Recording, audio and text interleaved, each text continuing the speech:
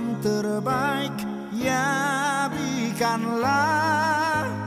Dan jangan kau kejar hormat semu, muliakan saja Yesus Tuhanmu.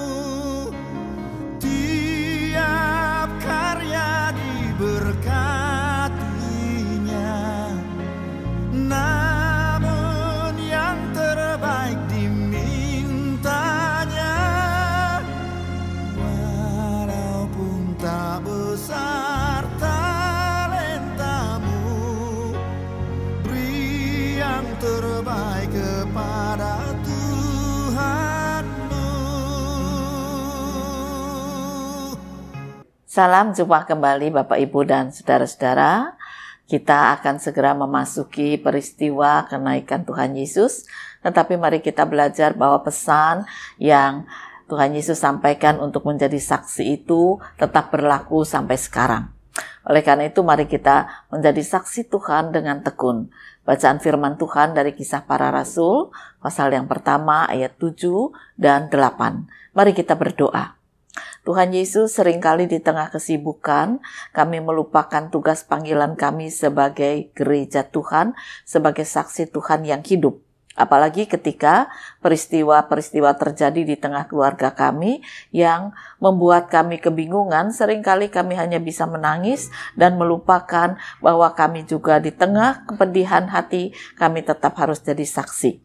Oleh karena itu, hiburkan kami dengan firman Tuhan, supaya firman-Mu ini tetap menjadikan kami kekuatan, menjadi saksi dengan penuh ketekunan. Berfirmanlah kepada kami, berkati hamba-Mu, supaya dia dilayakan, membaca, memberitakan kebenaran firman. Inilah doa kami dalam nama Tuhan Yesus Kristus. Amin. Bapak, Ibu, dan saudara-saudara, di dalam Kisah Rasul pasal 1, ayat 7 dan 8 firman Tuhan, jawab Yesus, engkau tidak perlu mengetahui masa dan waktu yang ditetapkan Bapa sendiri menurut kuasanya. Tetapi kamu akan menerima kuasa kalau Roh Kudus turun ke atas kamu, dan kamu akan menjadi saksiku di Yerusalem dan di seluruh Yudea dan Samaria dan sampai ke ujung bumi. Nah, Yesus sudah naik, Roh Kudus juga sudah diturunkan, dan kuasa itu ada pada kita. Tapi apakah kuasa itu mampu menjadikan kita sebagai saksi Tuhan yang setia dan tekun? Bapak, Ibu, dan saudara-saudara, sepasang suami istri punya 2 anak, laki dan perempuan, Wandi dan Wina. Nah, Wandi ini sejak kecil dia selalu melayani Tuhan bersama dengan orang tuanya. Tapi Wina yang perempuan itu agak malas. Bahkan ketika usia menikah, dia menikah bukan dengan anak Tuhan Yesus, ya.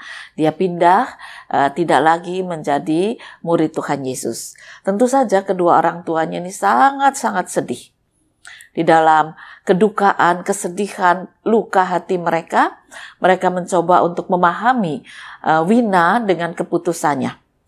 Akhirnya ya Wina pindah dari rumah orang tuanya masuk ke rumah mertuanya.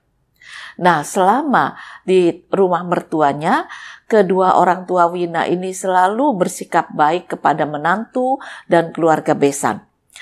Walaupun mereka terluka dan sedih, tetapi mereka mencoba untuk sembuh dan bangkit dengan tetap bersikap baik dan mendukung di dalam doa. Mereka tidak pernah putus untuk Wina dan keluarganya bisa mengenal Yesus pada satu saat.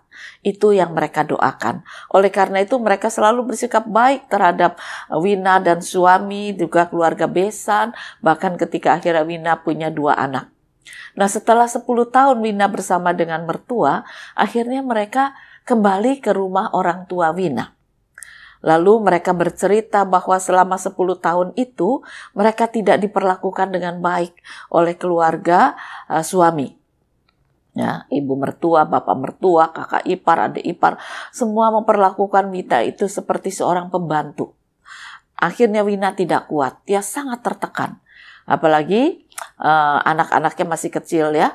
Akhirnya Wina berkata pada suaminya, ayo kita pindah saja ke rumah orang tuaku. Pasti mereka akan menerima kita dengan baik, walaupun kita tidak seiman. Dan ternyata betul, Wina diterima dengan sangat baik, penuh sukacita, walaupun mereka berbeda iman. Tapi kedua orang tua Wina ini menyambut dengan penuh iman, dengan penuh cinta kasih, karena mereka berkata, inilah kesempatanku untuk menjadi saksi bagi kemuliaan Tuhan. Ya. Akhirnya menantu itu yang tidak bekerja, diberi pekerjaan oleh ayah Wina. Ayah Wina berkata, aku sudah mulai tua, pekerjaanku ini masih jadi berkat, masih jalan, cobalah kamu lanjutkan. Dan diajari bagaimana bekerja melanjutkan usaha mertua. Sementara Wandi itu punya usaha yang sama tetapi di kota lain. Jadi ayahnya mertua ini berkata, nggak usah takut bersaing. Kamu punya langganan tersendiri, punya usaha tersendiri yang berbeda dengan kakak iparmu. Dan Wandi pun mengatakan silakan saja. Ya, karena rezeki itu Tuhan yang memberi. Dan Wandi dengan setia tetap melayani Tuhan bersama keluarganya. Nah, setelah 5 tahun, Wina dan suaminya tinggal di rumah mertua, lalu secara ekonomi mereka sudah mulai bangkit, sudah bisa nyicil rumah pribadi, sudah bisa nyicil mobil. Akhirnya sang menantu dan Wina itu berkata begini, bolehkah kami menerima Tuhan Yesus? Wah, tentu saja ini berita gembira. Ya, orang tua Wina sampai nangis. Tetapi kemudian mereka bertanya, kenapa? Kenapa akhirnya kamu mau memutuskan untuk menerima Tuhan Yesus? Jawab sang menantu, karena kami diperlakukan seperti orang yang tidak punya salah dan tidak punya dosa. Kita berbeda. Aku mengambil putrimu dengan catatan mereka keluar dari kekristenan, tetapi kamu memperlakukan kami dengan penuh kasih sayang, seolah-olah tidak ada masalah di antara kami ini.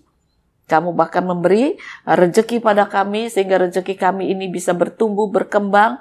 Bapak bisa pensiun dan rela untuk memberikan kepada kami. Lalu kakak juga rela, pekerjaannya ada saingan, padahal kita ini kan berbeda. Disitulah aku belajar mana yang benar dan mana yang tidak. Mana yang menjadi kesaksian dan mana yang tidak menjadi kesaksian. Wina bersama dengan orang tuaku diperlakukan sangat-sangat menyedihkan. Bukan cuma sekedar pembantu, bahkan lebih menderita dari pembantu. Dengan sabar dia bertekun 10 tahun, tetapi tidak ada perubahan. Akhirnya aku memutuskan untuk keluar dari sana. Tapi kami di sini 5 tahun diperlakukan sangat baik. Bahkan kami dibangun di tengah keluarga kami. Oleh karena itu kami tahu jalan hidup mana yang harus kami pilih. Dan itu keputusan kami sudah bulat. Kalaupun dua orang tua kami akhirnya akan kecewa dan marah, kami siap untuk menghadapi. Dan memang benar, akhirnya mereka dibaptis, sementara keluarga di pihak sana sangat kecewa dan marah. Tapi sang anak mengatakan, apa yang sudah kamu berikan kepada kami selama 10 tahun, selain penindasan? Aku diperas, Wina dijadikan pembantu, rezeki juga tidak bisa berkembang karena tidak ada perhatian dari keluarga orang tuaku untuk membantu ekonomi.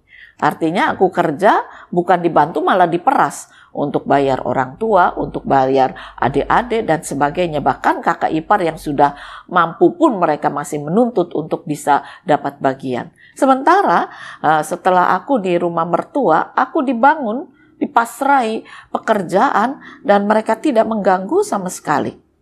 Disitulah aku tahu bagaimana aku bisa menikmati hidup bersama dengan keluargaku. Akhirnya keluarga besan dia sadar, tapi sudah terlambat. Anak menantu sudah kembali kepada Yesus. Secara kesaksian yang ditekuni selama 15 tahun, akhirnya memberikan hasil.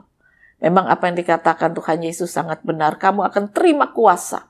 Dan kuasa itu bukan berlaku 1-2 hari. Tetapi 15 tahun mereka diberi kuasa bertahan di dalam iman dengan penuh kasih sayang, penuh maaf, penuh perhatian, penuh pendidikan baik. Mereka cerminkan dalam kehidupan. Sampai akhirnya sang menantu terutama yang awalnya menolak, akhirnya bisa menerima. Disitulah kesaksian itu punya kuasa. Tidak mudah. Tetapi Bapak Ibu ini mengatakan ketika Yesus mengatakan kalau ada kuasa Roh Kudus, memang tidak seketika. Tapi kami diberi kuasa Roh Kudus untuk bisa bersaksi dengan tekun. Nah, Bapak Ibu dan saudara-saudara, mari kita belajar untuk dengan tekun menjadi saksi Kristus. Jangan kita anggap menjadi saksi itu cuma 1-2 hari lalu memberikan buah. 1-2 tahun memberikan buah. Keluarga ini 15 tahun. Tetapi buahnya adalah buah yang manis. Mungkin kita juga diminta oleh Tuhan untuk terus bersaksi selama bertahun-tahun. Tapi pada akhirnya kita akan melihat pekerjaan Roh Kudus tidak bisa dikalahkan. Kuasa Yesus masih tetap kuasa kemenangan. Maka jadilah orang-orang yang bersaksi dalam ketekunan. Selamat berkarya, Tuhan memberkati firman-Nya. Amin. Mari kembali kita akan berdoa. Sungguh kami bersyukur, kami diberi kekuatan kuasa kebangkitan Yesus melalui kuasa Roh Kudus, supaya kami tetap menjadi saksi dengan ketekunan, kesabaran, kekuatan iman, penuh perhatian, penuh maaf, penuh cinta kasih. Dan dengan demikian nama-Mu tetap dimuliakan. Biarlah kami berkarya bagi kemuliaan kerajaan Allah. Inilah doa kami dalam nama Tuhan Yesus Kristus. Amin.